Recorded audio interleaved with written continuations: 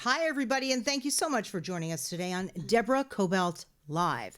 I have an incredibly interesting guest in studio with me today. I'm so excited to have you, Angella Nazarian. Thank you so much for being here. Thank you for having me. Angella just wrote her fourth book, Creative Couples, Collaborations That Changed History.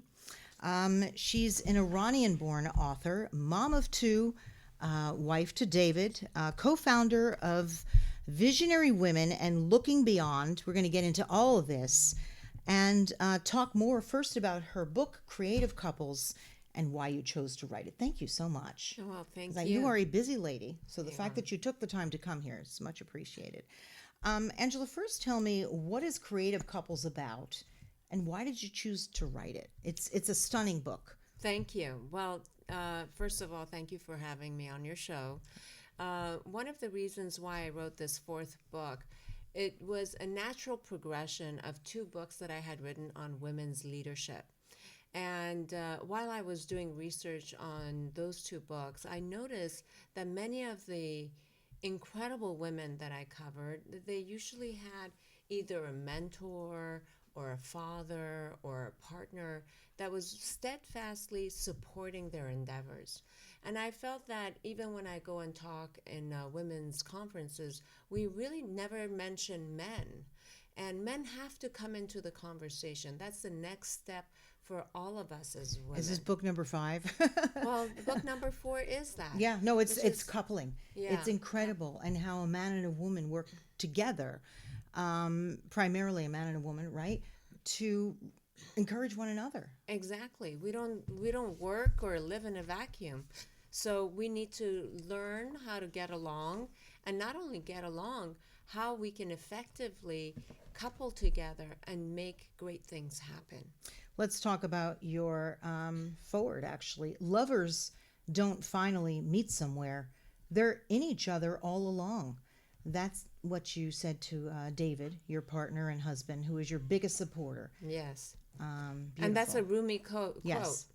My background is in psychology, and aside from teaching psychology, I took a year of Jungian psychology at the Jungian Institute here in Los Angeles. That's why you also have him in your book. Yes. Yeah, very interesting. We'll get to him later, too. He's a very interesting story. Mm-hmm. But the whole basis of Jungian therapy is the fact that, and I really do believe it, is that a woman is not just a feminine person. Each human being has a female half and a masculine half, a feminine and a masculine. And the more developed and balanced it is, the more balanced is our attraction to another person. Because what happens You get that? This is so true. This is absolutely true. Yeah. So the more underdeveloped our masculine side is, we tend to seek it out in another person outside. So that's why you get attracted to the people that you get attracted to. So the more you work on yourself to become more whole, the healthier your attraction to another person. You know, you were telling me earlier, I said, did you have any role models growing up, female in particular? And your answer was? Yeah, I think that in terms of work, being out there in the world and working, no, I didn't have a role model. My mom and my sister are incredible women. They inspire me all the time. But in wanting to be, I'm a first generation immigrant in my family, especially because I come from a Middle Eastern, very conservative family. There has never been any need for me to work outside of the home. As a matter of fact, in some ways, early on, it was looked down upon. And I was so committed to being who I wanted to be. And I was looking around, and I didn't exactly know what that looked like. How can I have a thriving family life and personal life, and yet be outside and be a vital member of a community? What's impressive to me is you were pretty much a refugee from Iran. Yeah. And your family, you had to ask for asylum to be here. Yes. And we're going to get into it a little later, but I know you're not allowed back.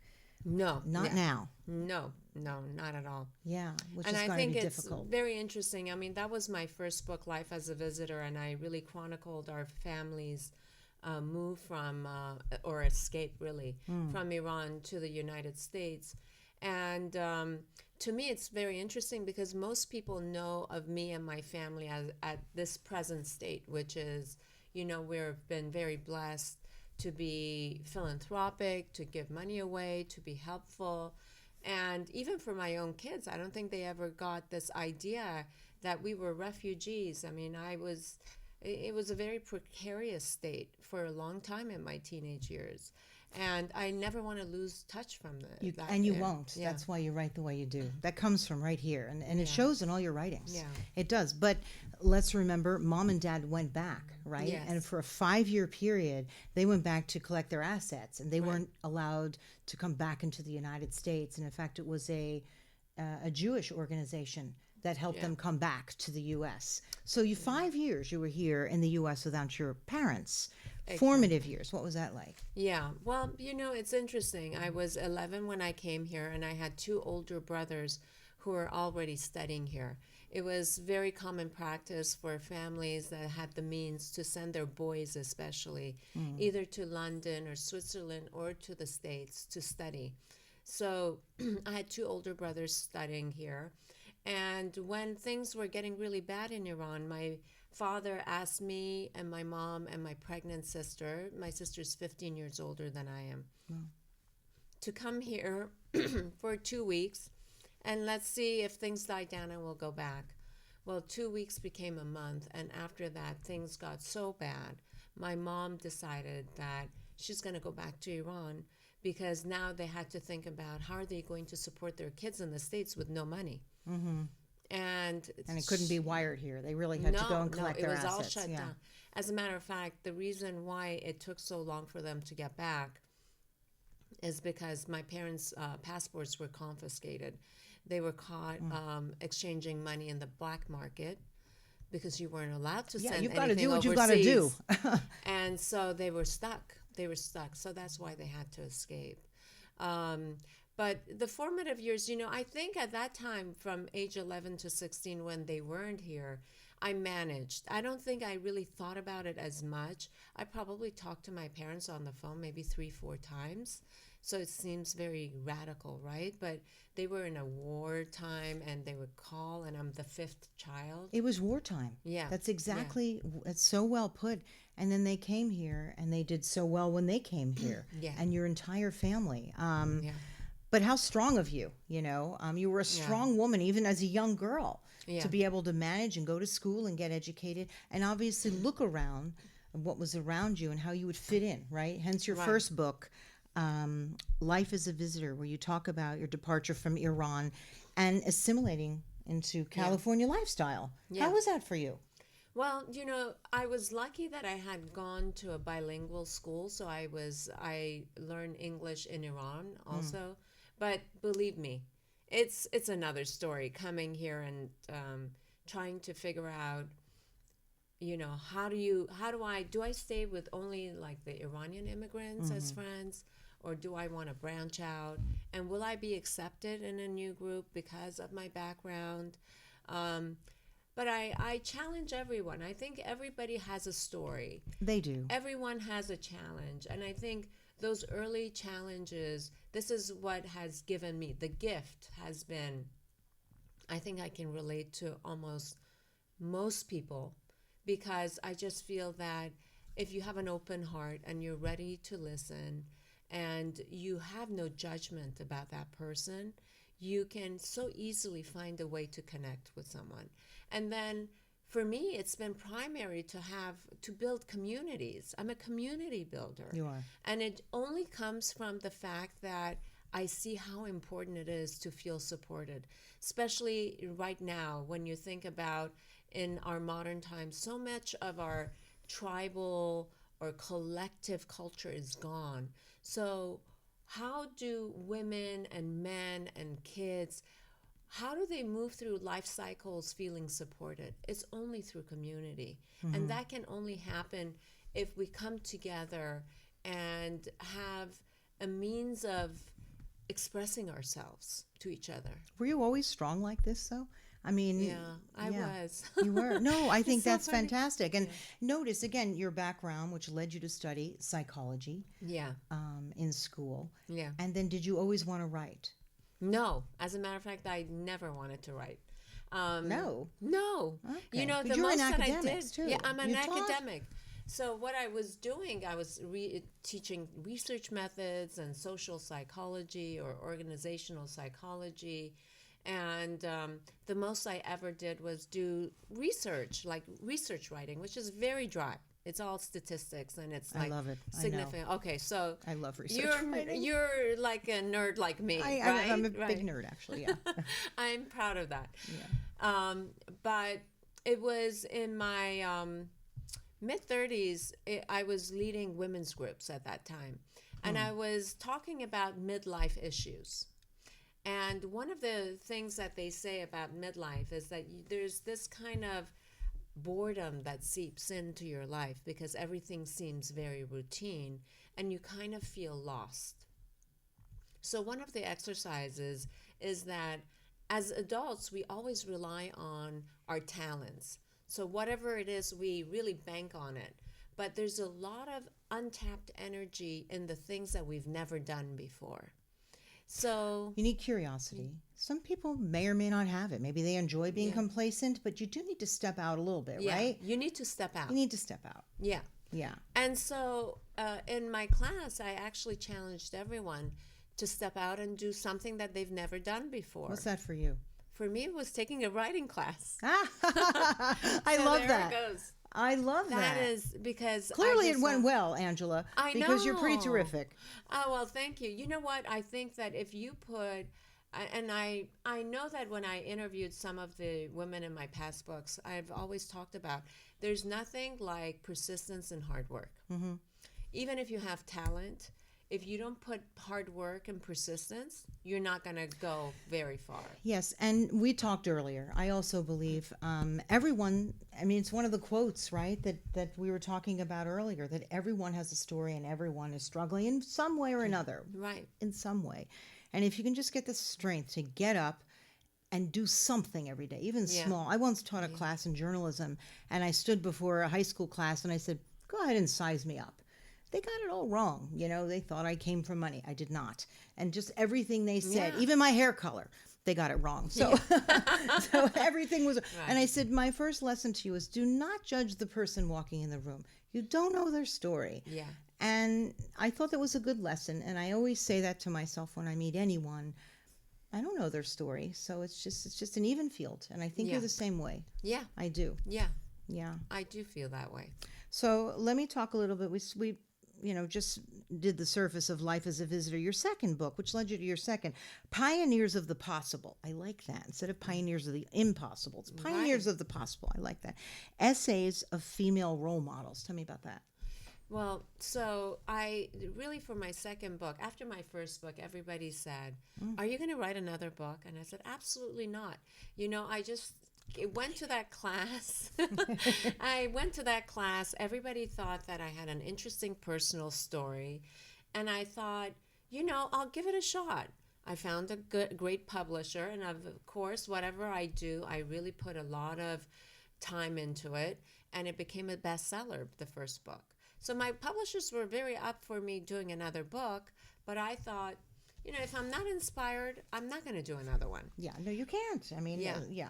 But what happened was that while I was doing my book tour throughout the United States, what happened was that I was listening or I was reading a book, and they were saying that the best way to transform people is through personal stories. And storytelling is so important, so important. So that really, I went back to my roots of psychology. I wanted to really, I had taught also women's studies in graduate school. Loyola Marymount? At Cal State Long Beach. In Long Beach, down in Long Beach, yes. And I wanted to showcase women from different cultures, from different socioeconomic backgrounds, in different disciplines, who were very high achieving, and figure out what did they all have in common. And do it through storytelling with a psychological angle. And that's when I came up with Pioneers of the Possum. Absolutely fantastic, which clearly then led to book number Number 3. two, And a lot yeah, of people in my circles know this one in particular, Visionary Women. Yes. Now, what came first? Visionary Women, Nonprofit? the nonprofit, and we're going to talk about that in a minute, or Visionary Women, the book, which highlights 20 female luminaries of our modern time. Right. So Ooh, what a book. the book actually came first, but it was released after I set up the nonprofit. As you know, writing a book is 3-4 years of research And then writing. it can change a little bit. As Yeah. time goes by, sometimes I look at something a little differently, at least for me, the book Yeah. I'm working on. Yeah. You? You re-edit and Yeah. yes. Well, actually, for the first, I may have re-edited people, but not the basic premise. Because You I don't was mean you going- edited them out. Yeah. You just mean you edited them. No. Sometimes even when you're writing a book, and I'm showcasing 20 women, for example, when you start writing the stories, you say, well, this one seems a little repetitive, or this one doesn't sound like I'm adding anything to the conversation. So I go back to the drawing board and do more research. Well, what's interesting is you have people across the board. Yeah. You've got in your latest book, you've got painters, filmmakers, philosophers, the Queen. Yeah. Which I found really interesting because Yeah. people from afar look at that relationship and don't think much of it, right? It's like the Queen and the Prince. But the way the quotes that you got from both of them and the history and the research you did on them, I really found that fascinating. Right. So you have people across the board. Visionary Yes. women, we've got politicians, right? Nobel laureate. Yes. Sandra Day O'Connor, whom I interviewed. We run the gamut with, and it's important because you're trying to show that it's not really the discipline itself, it is the kind of person you are. There must be something to the person or what they try to cultivate in their life that makes them successful. And what is that secret? And it's not just people who have become successful, because most of these people did not start out successful. Yeah. It was something in here, and that's what I learned from these books. What did they have that I can learn from or I can pass on, which is terrific. It's not the least bit intimidating. It's really a tool to learn. Of course, and Yeah. I think that with the Visionary Women book, what was really stunning when after I finished it and I read the stories again, I noticed that almost half of those stories, the women really came into their own after midlife. Some I'm big of them into never that. even started until they were 40. I sometimes think of my own mom because my dad lost his job in New Jersey and they had to move to Florida and knew no one. And he worked in, Tropicana orange juice, right? In the plant and the oranges. And my mom in her mid-50s had to completely reinvent herself. She was a housewife and she cleaned homes for a living. And she loved the arts. It was the first time in her life, in her mid to upper 50s, that she got involved in the Oslo Opera and in the local theater. And she really became someone that when, sadly, she passed away a couple of years ago, the church was filled with people who loved the work that she put into everything that she loved. Midlife, and she taught me a lot by doing that and just reinventing completely from scratch. You can do something in midlife, and even, Grandma Moses, how old was she? I love her. I know. I think she was well past midlife when she started. I think in her 70s and 80s. 70s and 80s. Even yeah. 80s. And I went to the Grandma Moses Museum in Vermont. I mean, who else does that but me? Yeah. And I was so taken by her story, right? Age has nothing to do with it. You have to keep going. And it's a part of being a vital human being. Yeah. And, most psychologists say that women every 7 years go through some sort of transformation. So imagine if you are constantly reorienting yourself, obviously your choices in life will change. I think you should go through these changes. You know how people say, oh, you've changed. I say, good. Yeah. Who wants to stay the same as they were in high school? Yeah. I mean, my hair color would be different. You get my point. Yes. I love some of your quotes, Angela, that I've been accumulating as I've been doing my research from you. So much power in the life of one person. There is, yeah. tailor your life around your strengths. Let's talk about that, because I've seen and heard you talk about how women very often are talking about their weaknesses. I have to fix this. I need a class for this. I have to improve. How about starting with your strengths and build on that, right? Exactly. I love that you do this. Tell us. Exactly. I mean, I'll talk about this even through experience when I was leading women's groups for 7 years. And I had 2 of those groups. Every week we would meet. And what happens most of the time, and that's including myself also, we start nitpicking on the things that we're just not perfect on. And then we spend so much of our energy trying to change that a little bit. Take a class. You need to be more this. It's like self-improvement galore. I mean, everything is about and why don't we start from the premise that we're enough? And whatever gift we're born with is our gift. That's your gift to build on. I love this quote from you. You build on it. So you see, when you are naturally good at something and you build on that, it gives you confidence. It also makes you more good at that. So obviously, that is the key to a successful life anyway, when you're concentrating on the good. You know what I like? You also said, I think we're going to do a book on Angella Nazarian quotes. What do you think about that? I have a lot of them here. How many do I have? At least 15, I think. Surround yourself not just with like-minded people, but you are the sum total. I know that this has been said before, but the way you said it actually resonated with me. Of the 5 people you spend the most time with. Exactly. So let's say you're having a day where you're feeling kind of lousy about yourself. I do. We all do. Yeah. But the people that you surround yourself with really should help lift you up and remind you of what you're doing well. Yes. Agree? Agree. And I always say, some people, I've talked about this in workshops as well. First of all, I challenge people to write down on a piece of paper. Organizations have board of directors. Who's on your personal board of directors? That's right. Your life. And try to pick people that are not your family members. Who would that be? Because a lot of people say, oh, my husband or my spouse, my mom, my sister, my best friend.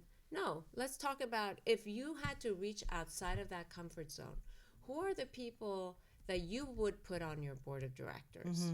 So it makes you consciously think of, oh, these are the people that I like their energy, I like their wisdom, they have something very positive to offer me.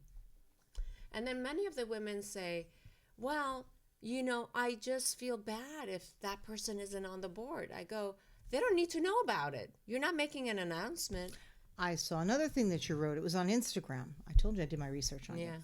And it was about taking things personally. Yeah. Oh, yes. All right. And what did you say, please, in your words? Yes. So one woman said, I have learned that some things I need to take personally because it affects me. And I said, I have a different perspective. And that is that it's not about whatever that person does is a reflection of them. It's not it's not personal to you. It's a reflection of them.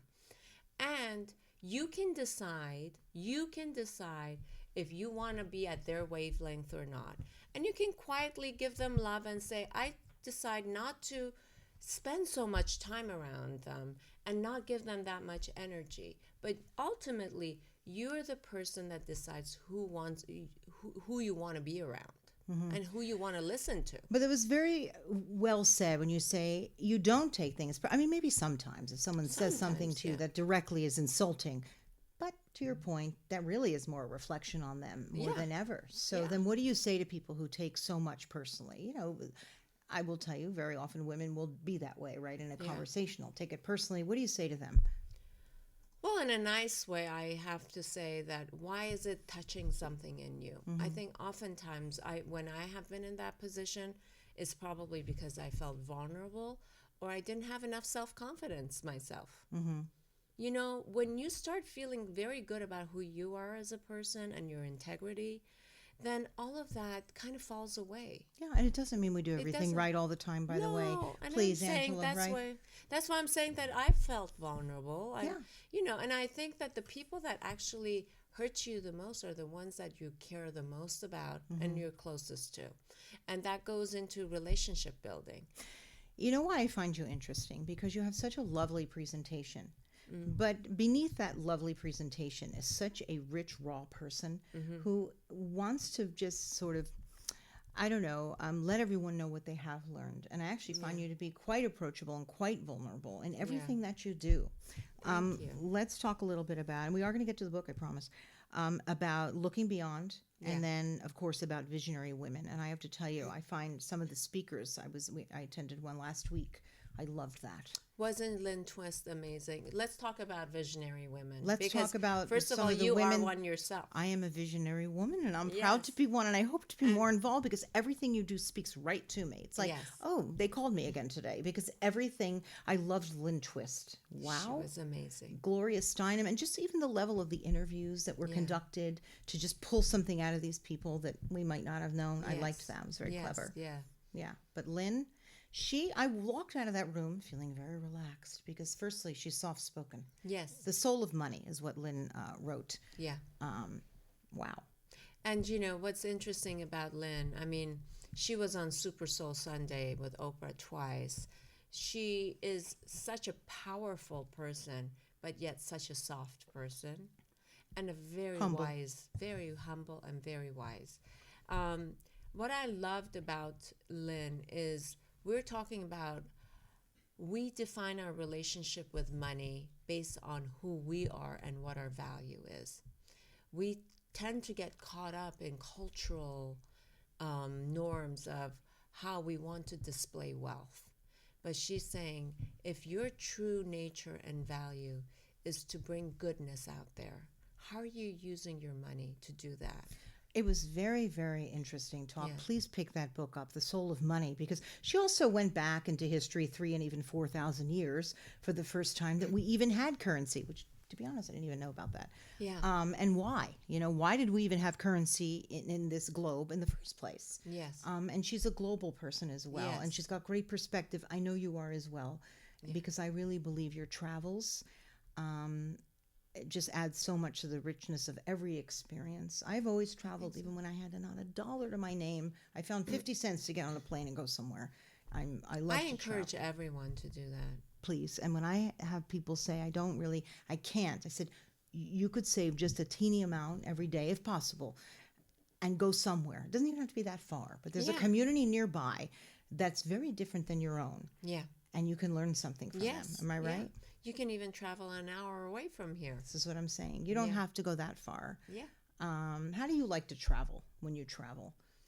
You know, our travels have changed, but when our kids were growing up, I think by the time they were 16, we had taken them to over 50 countries. We're the same way because I traveled nowhere as a child because we couldn't. Yeah. I said, should I have the funds? It's the first thing we're doing.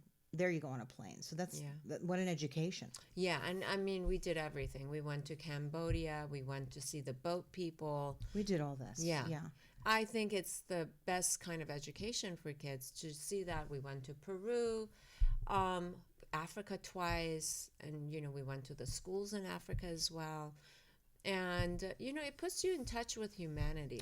You know, we tend to stay at hotels that are locally run. I really that's nice. Try very hard, and we take hardly anything. I'm like, you get one carry-on, even if it's for a month, and that goes for me, believe it or not. Oh, really? Yep, I will roll my clothes off. I know, and people are like, how did you do that when on your honeymoon you had 11 bags?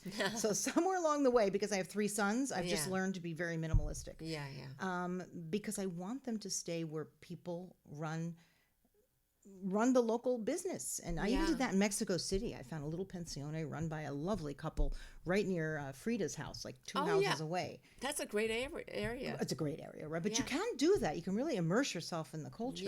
Yeah. Which is why half my friends don't want to travel with me. They're like, please, can we go to like a 5-star? I'm like, no, this is where we're going. You want the but real what an experience. Education, It right? is. It really is. Yeah. So travel really broadens your mind. Where's your favorite? Did you have a favorite or 2 or 3? In travel? Yeah, that's hard to say, right? Because I would everything's have to say Africa, though. Where in Africa? East Africa. East Africa. I think I've been there 3 times already. It's just being in touch with nature, number one. And I think the nature there is just beyond sublime, beautiful. And the wildlife. It's the wildlife incredible. is amazing. And we've gotten a chance. I mean, when we saw the Maasai tribe 15 years ago, they were different than when I saw them 3 years ago. Oh, how so? Tell me. Oh, now they're carrying cell phones. I mean, before they were like in dung, huts. Now they have like tin huts. It's With their changed. phones. You No, know, with you're their right phones. about that. They Tin have huts phones. with their phones. Yeah, because I have been there and I right on the cusp of phones.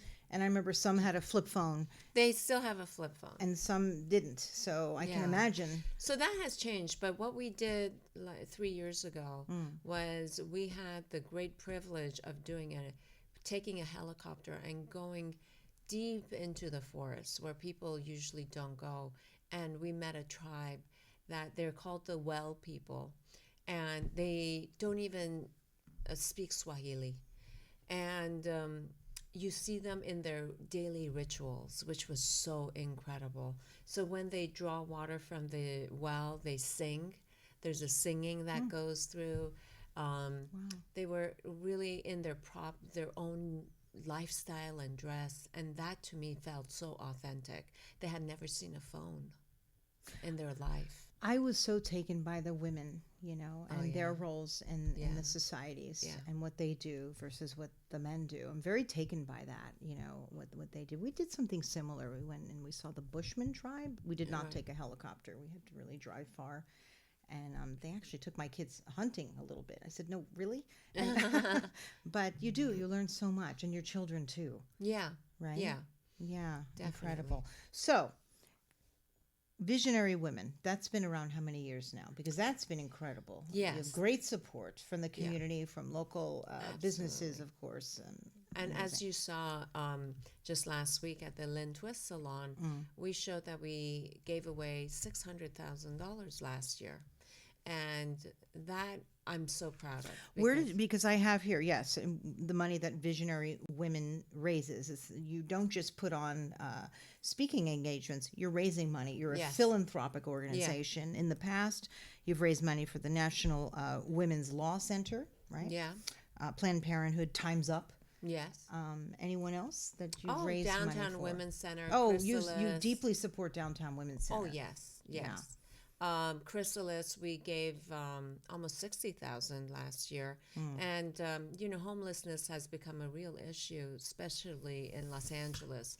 So through Chrysalis, we were able to do job training, resume writing, and a whole host of supports to hundreds of women Yeah. to get them off the street and independent. Let's talk about the Downtown Women's Center. Yes. What do they do that you're supporting? They're phenomenal. They're phenomenal. Well, I want to say two things about the Downtown Women's Center.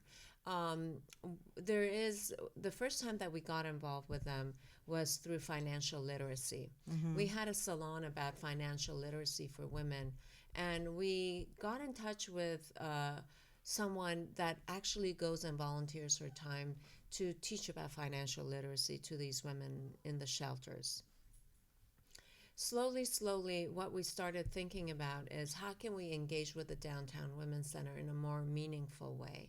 And I'm happy to say that during a year program, we have something called In Her Honor. So instead of buying a gift for someone or a graduation gift or a birthday gift, you can actually go online and purchase a service that you will be giving to a homeless woman through the Downtown Women's Center. That is very special, but I like how you say you thought further. It's not just about giving money. You're thinking where you could be most effective. Yes. And that's what you, as the co-founder Yeah. and your board, that's what you do. You look forward into how you can. Yes, and we have a global impact, but we're especially interested in what's going on in Los Angeles. And we're very proud that this year, one of our advisory board members, her name is Zara Schreier, and she has been one of our first members from the get-go. She is an incredible philanthropist and a big arts patron. So what we did is we reached out to Zara, and we asked her if she would give a specific gift, earmark a specific amount of gift, that we want to do an arts initiative. It's going to be called the Zara Schreier Arts Initiative, where we get an artist to do an art piece that then later on we can display in a public area, so we can get the entire city in discourse about a specific topic. Isn't that beautiful? And And it's going to this, benefit the Downtown Women's Center. I love this. And would someone be? Can you auction that off? Or are we gonna- Yes. I want to be there for that. Yes. I'm a big patron of the arts. I support it so deeply, and that's wonderful. Yes, so this is a groundbreaking kind of project that we're doing, and it's during International Women's Day celebration on March 5th.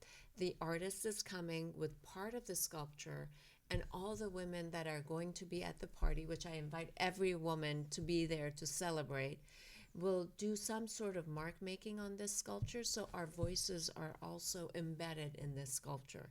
And when she finishes it that. off, it will be displayed in a public setting and later on auctioned. And she also, Rosha was one of the star artists at the Hammer Made in LA exhibition. She was Mike Kelly's assistant, very, very well regarded artist.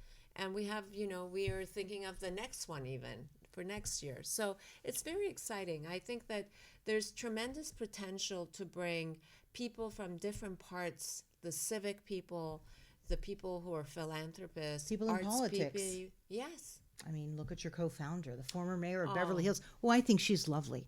I think She's amazing. She has such spirit. And she's She very does. grateful too. Every day you see her posting, "Oh, thank you for putting my sign in the window." I mean, I know. she's very grassroots, Lily. She really is. Yeah. She's really one of the rare people that you'll ever meet. Yeah, I know that. Big heart, very generous, but incredibly smart and very, very hardworking. So I'm so lucky to have her not only as my co-founder, but as my best friend. Yeah. And so we get to conspire together and build this platform together, which is a platform for women's leaders, women's leadership. You also have an under 35 Yes. component to Yes. Visionary Women. Very important because they're leaders side by side with us. Exactly. And as a matter of fact, when you look at it, they actually account for 1/3 of our total membership. And as we were saying at a board meeting yesterday, they're going to be our next leaders. And so how important it is to actually really full-heartedly bring them into the fold and have them participate. Did you ever think, because we're sort of in our mid-range of life, right, of bringing on, I don't know, over 75? Because Over I 70. sometimes feel like they are just, no one is really listening and hearing them anymore. And I certainly don't want that to happen to me. And it would Yeah. be great to even give them a voice and invite them as well for all they know and all they've been through, but nobody's really listening anymore. I think you have a very important suggestion. And as a matter of fact, as you recall, in Gloria Steinem's salon, Gloria Steinem was talking about how important it is to have intergenerational groups, saying that we should, as a matter of fact, the elderly and the youngest people have the most in common because, as she put it, they're closest to the unknown. This is so true, and this is also the way it's done in many cultures around the world. Exactly. Not here necessarily, where youth is so highly regarded, but listen to the elders and listen to the young people. Yeah. Everyone sort of collectively gets together. I'm glad Well, that you... I have to say, Chara's, I would say she's in her 70s. Oh, I had no idea. Yeah. Wow, look at her. Oh, I love to hear that. That's Yeah, wonderful. yeah. I greatly admire people of a Yes. certain age, particular, doing so much. Shall we get to your latest book? Yes. I love this, Creative Couples. How about I let you open it up? Wait, this is something blocking my book, but that's okay. How about we let you open it up with a particular couple that really spoke to you in particular? I noticed that you opened with an Iranian couple, right? They're from Iran, are they not? No. They're not? Never No. mind. Forget I said that. Yeah. That's Rilke. Rilke is German. Yeah. Oh, never mind. But I must be thinking of somebody else. But tell me I why know you why even... you thought about Iranian, because Andreas Saloma's husband studied Persian literature and Persian. He was a professor of Persian studies. Yeah, I got myself confused. Yeah. That's okay. But it happens often, so don't worry about it. Why did you open with them? Well, I think that what's very important for me is to if we're going to be really taking a closer look at male-female relationships, first we want to look at our recent history and see what did it look like and how is it changing, because we always have to have a sense of rootedness in history to understand where we're going. And it shows in each and every one of your books. You have tremendous research into the history of each one of them. Do you do this yourself? Yeah, all of it. Well, like we said, you're a nerd. I love to Yeah, do the same yeah. thing. And the more All you of it. dive, you just keep diving deeper, don't you? Yeah, and if you look at the bibliography, I think I have over 400 source materials. This was definitely one of my more intense research, projects. But I think it makes for a richer and more interesting storytelling, because you learn so much that then you can add different things to the story. Why did you select these particular couples? You must have had many. I couldn't imagine vetting through all that. Yeah, no, I studied hundreds of biographies. So I chose 15 couples. Number one, they had to have worked together. And the criterion was that because they worked together, they were able to do things that they couldn't have done on their own. That's number one. And they should have changed 20th century history in some big way. So these are all, you may not know some of the couples, but they have done incredible things. That's in why their it's the lifetime. most interesting. Yes, Because there are many of these couples that we Yeah. didn't even know. of course. And then finally, the other thing that I wanted to capture was that there's many different ways of relating to your partner.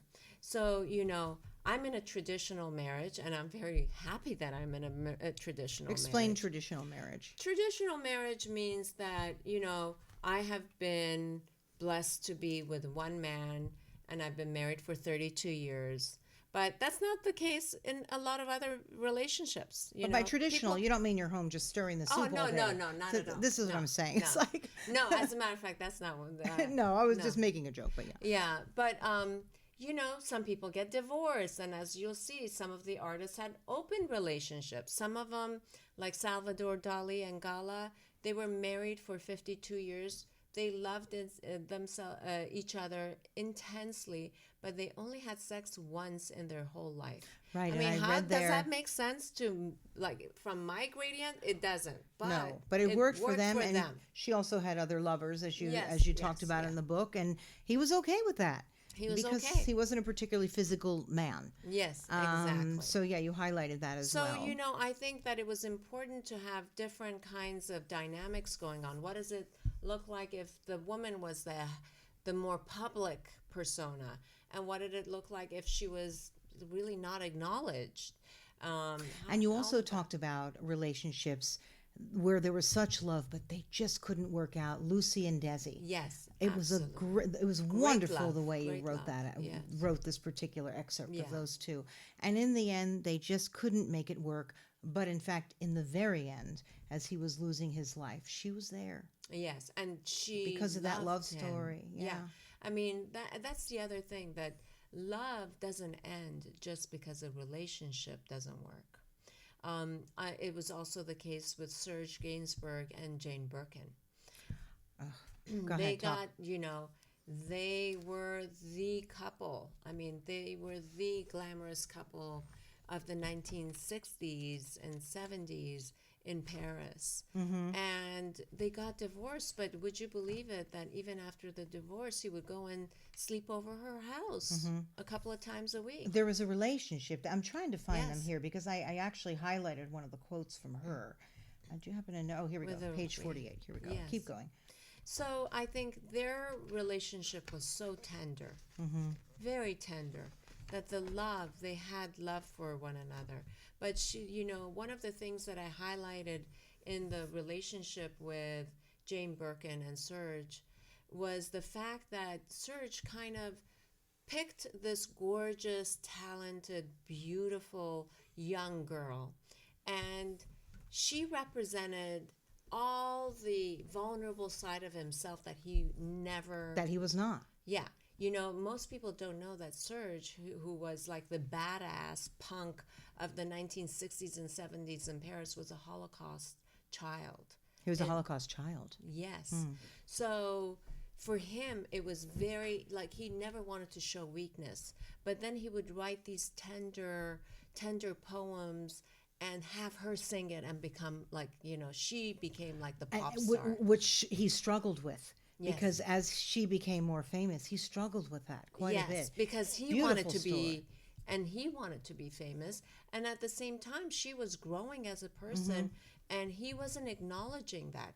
He wanted her to remain that same kind of person that he met when she was like 20 years old. Right, and what do we talk about? You grow, you change. Grow. I love this quote by Jane. I'd rather live alone than live with a face that looks at me with the wrong eyes. Oh, I love that quote. I get chills when I first read that quote. Right. And it's, this highlights the fact that in any successful relationship, we need to come back to the drawing board again and again and renegotiate our values and our roles, because we are constantly changing as people. Why do you think so many relationships don't work out? I've been married for a long time. And I like to remind my husband of that, how fortunate he is, in fact. Yes. But I sometimes look back to what attracted us in the first place intellectually. It was an intellectual attraction. We're in the same business. And we would be up all hours of the night talking everything from politics to, what else is going on in life in New York and New Jersey, which is where we're from. And that was our initial attraction. And then, of course, it changed into a different kind of relationship. And sometimes I go back to that because all couples struggle, right? We all go through, more difficult times. Sometimes for us, I know, even raising teenagers, it was like we were different on how we raised on how we discipline. I'm a little stricter. Yeah. And that can always be a little bit of so then I go back to the initial attraction. And that's very helpful. Yes. Right? Yes. How about you and your husband? And I think the more things you have in common, the easier it is. Mm-hmm. The more values you share, the easier it is. I think with my relationship with David, I think the great thing has been that we have given each other space to grow. I read that he allows you to be an independent person, yet supports everything you do as well, which is very, I have the same situation, very supportive, and he allows me to do what it is that I need to do. And it's not really even allowing, because I say they shouldn't be allowing, but it's that they feel that there's a couplehood and a personhood in the couplehood. It's mutual respect for who you are as a human being. And you do the same for him, I'm sure. Yeah. It's a two-way street. We have an interesting situation, though. We differ somewhat politically, so that's always interesting. We sometimes need to just not put it at the dinner table because he has his own strong opinions and I have mine. But then it also leads to an interesting collaboration because we sometimes talk about that in the media. So there's your collaboration right there. Yeah. We disagree, but we agree. And we find and you the work middle together. ground. Yeah, quite often. There you go. Tell me, I'm trying to find, I swear, I put all these, I want to find Ruth here. I'm just suddenly... Ruth Bader Ginsburg. I love one of the quotes from her husband. That's the most inspiring chapter, because honestly, we all know her, and everyone knows her from her documentaries that I recently saw, a film, I think, last year that was done on her, and of course we know who she is, so go ahead, if you don't mind. So, that's one of the greatest privileges when you write a book and you can, I had the chance of interviewing her on through email, but still, the fact that you connected. Yeah. Connected. Yeah. Oh. Yeah. So what did she tell you? Oh, I want to be in on this. Well, it's her deep respect and love for her husband was incredible. And I think one of the most moving parts of this book is especially the chapter on Ruth Bader Ginsburg and Marty Ginsburg. Most people don't know that Marty was a brilliant tax lawyer. And the first half of their life, she was actually supporting him. And he got sick. Oh, that happened really early on in their marriage. They were both going to Harvard Law School, which is interesting. You asked them, why did you choose law? And they said, well, we wanted to do something together. And Harvard didn't have an MBA program for women. So we decided that we're going to go to law. And this was in the 60s? Or it was in the 60s or 50s, was 50s. It? Yeah. Not that long ago when you look at perspective historically, right? And they had a baby. And shortly thereafter, he was stricken with cancer while they were going to school, and she would go and attend his classes, take notes, come and give the notes to him, and write out his papers with him. That's incredible. That is Absolutely. Yeah, because he was sick and she would attend his classes and she'd be writing notes and they'd say, "Excuse me, who's showing up, you or him?" And she said, "I'm showing up for him." She was so bright. And Yeah. another one who didn't take anything personally, she just did the work. I Yeah. loved that about her. Yeah. She's all about the work. Here's a great quote from Martin Ginsburg. Quote, "I think the most important thing I have done is to enable Ruth to do what she has done." Brilliant. Yes, and as a matter of fact, when he went to the hospital for the last time and never came back. So his last note, which I have in the book, he says to her, "I know that you're at work. I'm going to the hospital. I want to tell you I love you so much. And I think the most important thing that I did in my life was to enable you to do what you did. That was my mission in life." And I think, how incredible is that? What a love letter. What a forward-thinking man, especially for Yes. those days. Especially, I mean, Ruth was talking all about women's equality and men's equality. She was also adamant that men have to be out of the man's box. There's this kind of stereotypical role that a man has to have. And when you free a man, you'll free the woman to do what she There's wants no to do. doubt. And let's remember, historically, it wasn't even always this way. Yes. Women did have leadership roles in various times in history. Yes. In ancient times, this is, it often with religion, we don't really need to get too deep into that, but, roles were defined for Yes. people. And women were considered, as we know, more subservient and had to fight their way out of this. It's only been 100 years in this country that we've been voting, and we all know we don't even have the Equal Rights Amendment passed yet, which when I talked to Gloria Allred about that recently, I thought, yeah, you're right. It didn't even dawn on me that the Equal Rights Amendment hasn't even been passed. So, the work you're doing with women, for women, about women, telling these stories about perseverance, whether alone or with their partners, is very important, because we learn how we can all pass that, forward as well. Yeah. Really, really interesting. Thank you.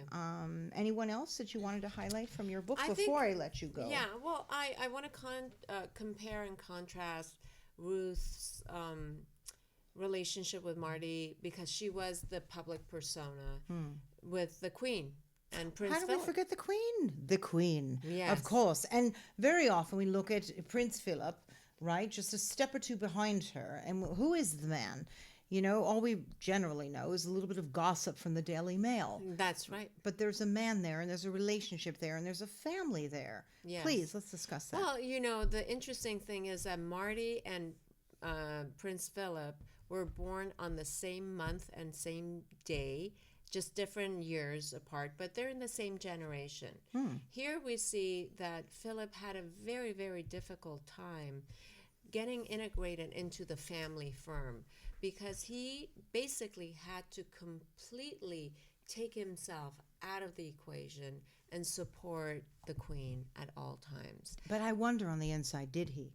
That's got to be very difficult. Behind closed doors, when they're... He was very upset. And the thing is that she also tried very hard to try to accommodate him. She did. In any matters that she could, even with the taking on of his last name. He wanted his kids to have his last name, and they said, no, it has to be the House of Windsor. So it was only until maybe 15 years ago or 20 years ago that they actually changed. They were allowed to use his last name as well. I didn't realize that. Yeah. See what you learn? But, Wow. I think that he also grew into his role in a different way. And I think what we learned from that chapter is the fact that they had an equal commitment to the marriage. Sometimes it's for the long haul, you have to weather several years or maybe even a decade. Because they had no choice but to be each other and work itself out, they learned to figure it out together. And you can see that at the end, they have reached some sort of agreement that has worked out for both of them. Well, especially through health issues, because he had his share and she supported him, and then she had her share. And I also think if you manage to get through a lot of those tough times, It brings you together. it brings you together and you realize why you came together in the first place. Yes. If people would just give it a little bit of a chance instead of running off and doing whatever it is they do. Now, I don't know if he's done that, but you understand what I'm saying. To really dig deep into what your similarities are, as you like to say, your strengths. Yes. You know, whether it's as an individual or as a couple. Yes. What are your strengths? How can you build from your strength, right? Exactly. And that comes through in your book. Thank you so much. Yeah, I just loved it. Would you like another? I mean, I'm going to sort of give this one to you. I will tell you, the Desi and Lucy brought tears to my eyes. Yes. That actually made me cry. Yeah. Because I really felt for them. Yes. You could see there were two people who they were devastated that they had to get divorced. But I think what's incredible is that most people don't know that they were such entrepreneurs. Yes, wasn't she in particular? This was hard for him as well. Well, he was a really good businessman. Yes, he was. But she ended up the first she ran Head of a studio. RKO Pictures, right? Yes. Yeah. And you know that they were the first and the biggest independent movie production company that later on became Paramount Studios. This is huge. This is huge. And he was a very good businessman in terms of he had all the film rights, the way he recorded everything, so they could do reruns. They made so much more money on the reruns than anything else. And the fact that the reason why the I Love Lucy show just came about is because they wanted to work together. They wanted to be together. So how interesting is it to want to actually work together and show a family life together? Their son was in that picture. Yeah. And I know also at the end, their daughter, Lucy, was there with Dad and called upon Mom to come with Dad. So you're right. They remained a family unit even though physically they didn't. It was very difficult. Yeah. But again, I'm going to leave it to you to maybe come up with. There's so and many, and I've even highlighted I think them. that the other thing, one that I thought was very touching was a story about Lou Reed and Laurie Anderson. Oh, one of my favorites. Thank you. So I think the question to me with writing that chapter was, what happens if two people find each other at midlife? It's not like they find each other in their early 20s, and they have fully formed personalities, fully formed professions. So they were two very busy people that decided that they were going to have a life together. And their relationship was truly transformative, especially for Lou. And Explain. you know, Lou had, if most people know about his, Music. Yeah, of course. he was also a real original punk and also very temperamental man. Very temperamental. Honestly, I could feel that coming right out of his music. His, Take a Walk on the Wild Side. Yeah. You feel that coming from him, right? Yeah. So, at some shows, he would drag women by the hair. I mean, this is... Okay, I didn't realize it. Yeah. Or... before his other relationship, he was with a transgender or transsexual male, female. So, nobody really exactly knew what was happening with him. But when he gets into a relationship with her, there's something that really changes about him. And I say, how relationships have the power to transform one another. He takes up meditation. He goes into photography. He really wanted to live with her, but she didn't want to ever share. She still kept her own house, and some evenings they would share the evening together. So it's really interesting how an independent woman wanted to be with him, but also wanted to have her own space. Which is very modern, really. Yeah, it is very modern. And finally, I think, the articles that she's written about his life together with her, and then his passing, and how his passing has affected her, is incredibly touching. Well, she writes here, quote, I had gotten to walk with him to the end of the world. Life, so beautiful, painful, and dazzling. Does not get better than that.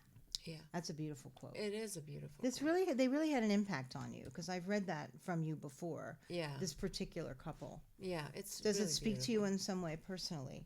Personally, I think that, I feel that it's so soulful Hmm.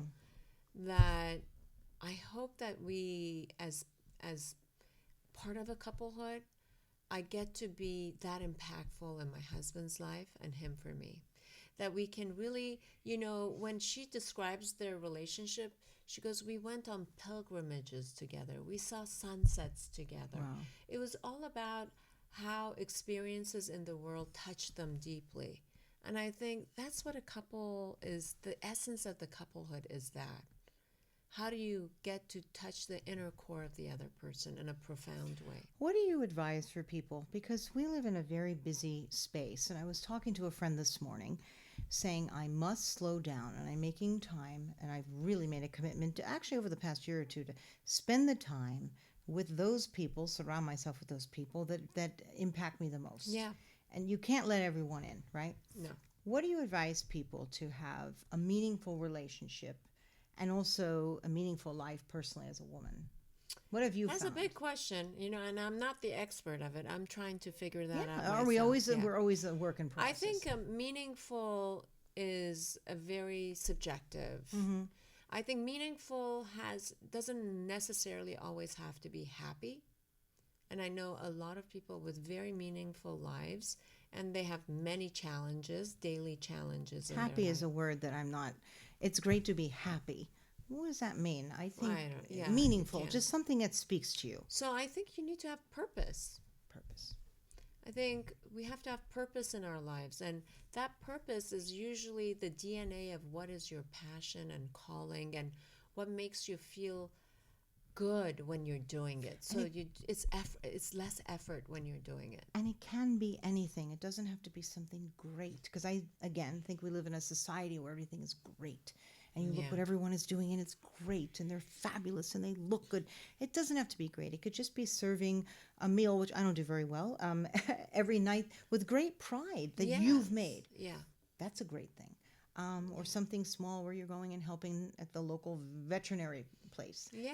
Doesn't have to be big. It just has to be with purpose and meaning, right? And I think Yes. you really have been searching through these books, through your life, and I think you really found that to help us find that. Do you know what I mean? Thank you. And I think it is a long-term search for all of us. Yeah. And it's a moving target. And at each, cycle in our lives, we want to have a different purpose, I believe that strongly. Yeah, don't you think? Yeah, I told you earlier, I almost lost my purpose when my parents passed, because I was also caring for them. Yeah. I come from an Italian family, and we're very close. And to lose them, I felt like somebody just lifted up the floor, and down I went, and I couldn't find the floor again. And it took me a while to find that, and I went off just sort of thinking about what am I supposed to be doing. I think everyone goes through something, and then if you really search and you dig deep, you figure it out. Yeah. It's not easy. Yeah. And it doesn't need to be a quick decision. No. Sometimes it's a very windy way, and also in the couplehood, I think that you need to have a sense of purpose in the couplehood. That means I'm here to serve you, and you're here to serve me. In the highest sense. And I think that we always have to remember that we come together. If I want his well-being and he wants my well-being, then we can figure things out, Stop. Say that again. That's very well put. If he wants your well-being and you want his, you can figure it out. Yeah. It doesn't mean people aren't arguing and disagreeing. It's just if you just want each other's well-being or the well-being of the family or the business, you'll figure it out. What another great quote from Angela. I'm going to have to put that down on my list. You have a lot of them, Angela. You need to start putting these down in a book. No, thank you. What's next for you? What's next for Visionary Women? I'm going tomorrow morning. Yes, Thank you. yeah. I look forward to it. Yes, that would be. But tell me more that you're working on. I think, I'm actually going to go to Orange Orange County for a book event, and then to New York for 3 book events. Oh. So that's going to take me, and I'll soon thereafter to London. But, the majority of my time I really put into visionary women. And I think what's very important for me is to keep this special DNA that it has. And we want to just keep enriching our community in a way that people come together. They know that their membership fee is 100% tax deductible. So that's a great perk. And then to see how we can engage women from different backgrounds in a way that feels meaningful to them, and knowing that they know that their money is having impact. And to me, building a community takes time, and it takes a lot of love and care and heart. And I'm very lucky, and I think that you can never go very far on your own, but you can go very far with a lot of people behind you. That's beautiful. Yeah. I really believe in the power of community. So if we're doing this, we have to be very mindful and see how we can take everybody along, because everybody then becomes an ambassador for us. So visionary women, just finding the great speakers, doing the important work that we do, funding the important programs. It takes, it's almost a full-time job, and I'm very happy about it. So what can I tell you? I learned those 5 people that you say to, you've got more than 5. Yeah, I do. But you've got more than 5. But it helps get visionary women where it is and where it's going to go. Yeah. Because and if we ever want to scale it to a national level, which I hope we do in time, we need to have that. We need to have the buy-in of thousands of people. And also, how would that look, right? Because you have to make sure it stays authentic and true to your original vision and mission. Yeah. Yeah. And I know that should that be your goal, that you'll do that. Yeah. And, we always say at the board level, we're not in a rush. I think we need to be the best version of visionary women before we take next steps. So that's, we're going to do a great internal audit of our members, trying to get more information of what they like to see, what they want to experience. Next year I want to hopefully do a great retreat, membership retreat. So there's there's so many creative ideas that we can do, and we can play it out there. And keeping it open to all women. Yes. At all levels. Yes. We want to be as inclusive as possible. Yeah. And if people can't even join because of the membership, we have public salons that are very reasonably priced. We're talking reasonably, like $25, $30, $35, $40, very reasonably priced. Yes. Right? I mean, because I have friends who attend some of the salons and they're not members. I'd like to encourage them to become members, but and they're attending and they're getting a great deal out of it from the community. They really are.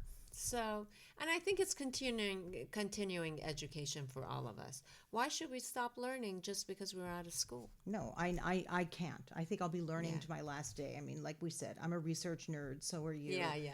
And engaging with people. I mean, I really enjoyed this time that we spent together. Same here. And I hope we do it again. Thank you for having often. me. It's been wonderful. Anything else you'd like to say or promote on our show? I'm just feeling so energized by our discussion. It was Thank wonderful. you. I could have so gone on much, for another Deborah. hour, honestly, but I know you have a meeting. Yeah. But please, where can we find creative couples? And at one point, I think it might have been sold out. We're into its 2nd edition, Yeah. believe it or not.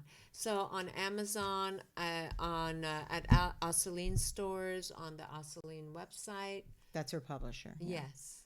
And I hope you pick it up.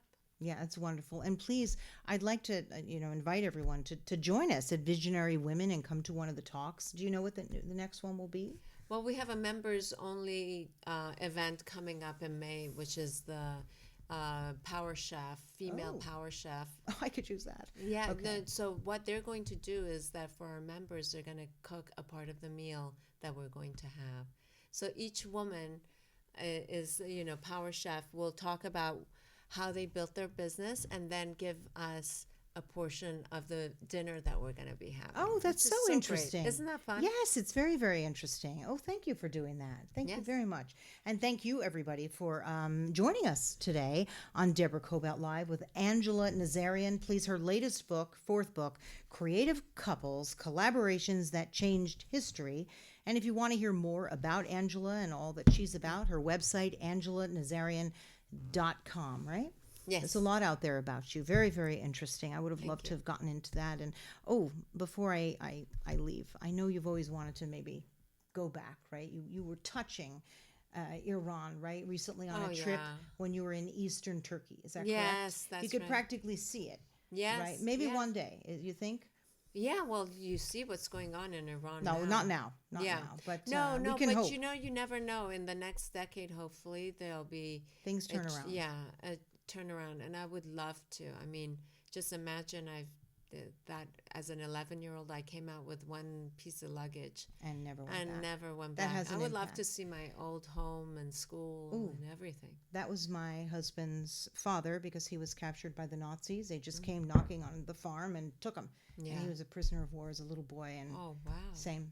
He made his way to America through London and escaped. This is very difficult lives that people have had to endure, and look how far you've come. Yeah. So Thank again, you. thank you very much. Thank you. Deborah Kobylt Live. Now you can find us on Facebook Live and YouTube. A lot of people will watch on YouTube. Also, you can listen to us on Apple Podcasts, on iHeartRadio, on speakers, Spotify, honestly, just about anywhere else you get your podcasts, you're going to find us. Thank you so much for tuning in. Deborah Kobylt Live, and we'll see you next time. Bye.